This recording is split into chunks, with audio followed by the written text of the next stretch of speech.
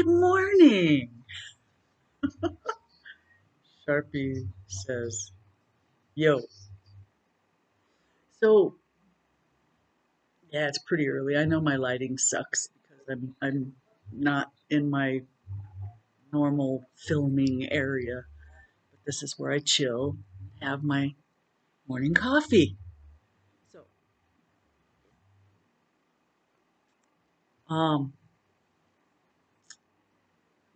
I watched Saving Wendy on Tubi um, last night, this morning, and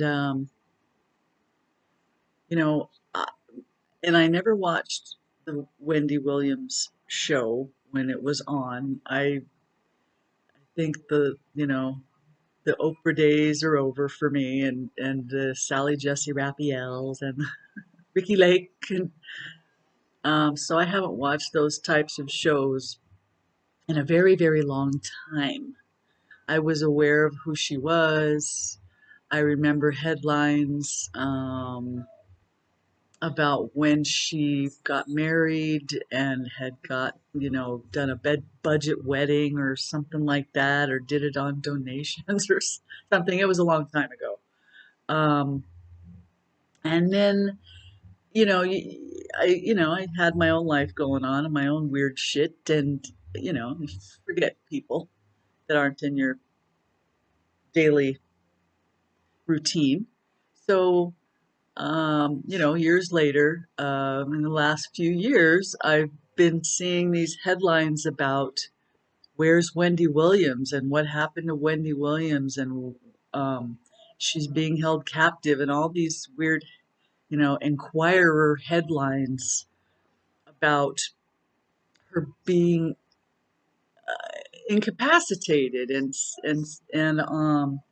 suffering from uh, Alzheimer's type symptoms, and aphasia and all these things. So I'm watching this show that was done by Harry Levin, is that his name, from TMZ, and it shows poor Wendy in this high-rise um, nursing home facility. And the only way that they can talk to her and interview her is he's on a phone, and he's got cameras pointing at her window, and she's in the window talking on the phone back to him. Apparently she's on 24-hour lockdown in this facility. And as I'm watching this show and trying to understand what has happened and why she's there. To me, she seemed very lucid and very frank with her comments and statements, and she didn't seem incapacitated at all. It discussed her previous bout with um, possible substances and definitely alcoholism, and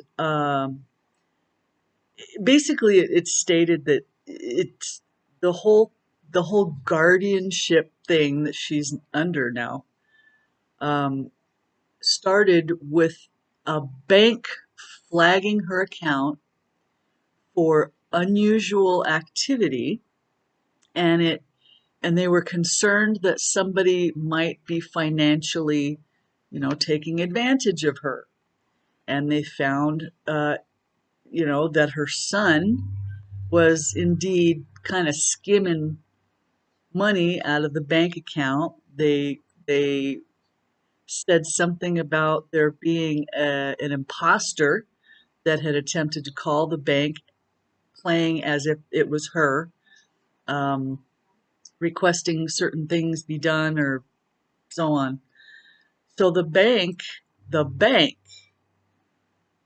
was able to put a guardianship on her finances to make sure that she wasn't being financially abused or taken advantage of.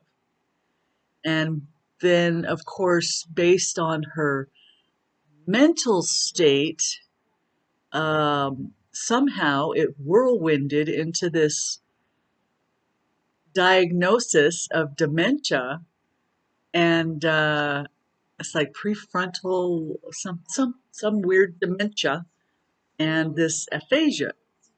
But the bitch was an alcoholic. She was emaciated because she was drinking a lot, and she was obviously not all there because she was drinking all the time. And yeah, I get that. I can see that that would be a danger for her, especially if she's got a lot of money and there's so many goddamn greedy people out there, even her own son, that would definitely want to take advantage of someone because they've got money, right? So so somehow this all of her power was taken away from her through the courts, and now she's under this guardianship with her health, and she's in this facility, and they won't let her out. And I'm thinking to myself, and it was just an hour show, so I'm sure they can't cover all the good details in an hour show, but it raises a lot of speculation. And for me, it of course, I'm furious because anybody to be held against their will because somebody said so. You haven't hurt anybody. You haven't done anything wrong. It's just because those guys over there said so. Diagnoses can be wrong. They can also be misinterpreted based on all the facts. There's a thing, it's really simple. They call it the rule out. And I don't think that they went through the rule out very well. At any rate, these are just my opinions. I'm not a doctor. Uh, I'm just an observer. So Wendy's in this place. Harvey Levin's talking to her on the phone, and she's talking about stuff in a very, apparently Wendy Williams has always been a very animated person, and she has certain ways about her that make her who she is. And those ways about her were actually used against her when they gave this diagnosis of hers. Like, because she can't, she always says, you know where I'm coming from, or something like that all the time when she can't. Dude, I do that all the time. Okay? This is what I think. And I don't know if they've looked into this, and I'm sure that they're looking at everything because there are family members that do actually care about her and not just her money, and want to help her get out of this situation. But what it feels like to me, money, the money grabbers. And it reminds me of a situation that's still in the courts now in New Mexico with the DUI scam that they had going on. When people would get arrested for a DUI, they would be secretly funneled through this to this one attorney that would then make money by sending them to this rehab or whatever it is. You know what I'm saying? But it was a scam where they could make money off of people's DUI. And the courts, there were court people involved, and higher ups and all these people, because they want to make money. And so here's Wendy, and here's this guardian that she never sees, and they've got her in this fancy high-rise um, studio apartment living facility that she's locked in. And of course, to me, I've seen a lot of people on a lot of drugs. I've seen a lot of people that are on alcohol, alcoholics that can't even function. They're homeless people. I mean, and nobody gives a shit about them. They have nowhere to live. Nobody's trying to help them stay locked down in a facility somewhere because they don't have any money. And they've probably maxed out all their medical or Medicaid benefits and so on and so forth. The state pays for them. So they're of no consequence. But somebody like Wendy, who's got a fat bank account, well, yeah, we could funnel the shit out of her.